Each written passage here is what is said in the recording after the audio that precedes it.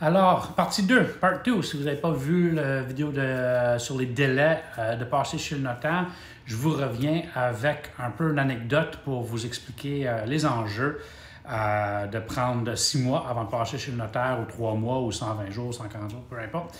Alors, c'est une histoire vécue avec des clients, moi, qu'on sait que le climat est en train de changer, on a beaucoup plus de pluie, beaucoup plus de situations. Alors, c'est arrivé en, je pense, 2012-2013, en tout cas.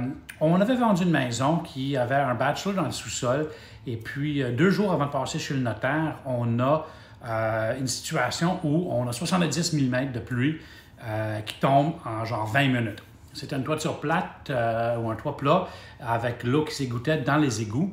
Et puis, les égouts n'ont tout simplement pas été capables de fournir. Il n'y avait pas de clapet anti-retour ou le clapet anti-retour ne fonctionnait pas.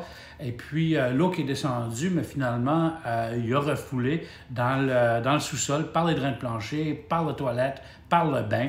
Et ça a inondé au complet le sous-sol. Bien évidemment, vendeurs ont l'obligation de vendre la propriété telle qu'elle a été visitée. Et les acheteurs avaient déjà leur déménagement prévu et tout à ce niveau-là. Et puis, on fait quoi?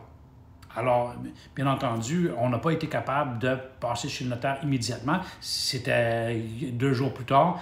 Alors, il a fallu avoir, est-ce que c'est les vendeurs qui font la rénovation? Mais les rénovations vont-elles être au goût de l'acheteur? Qu'est-ce qu'on fait? Est-ce qu'on annule la vente, qui est une question aussi, parce que là, c'est plus du tout dans la même situation. Alors, finalement, qu'est-ce qu'on a été capable de faire? C'est on a subrogué les droits d'assurance aux nouveaux acquéreurs, mais ça a pris du temps.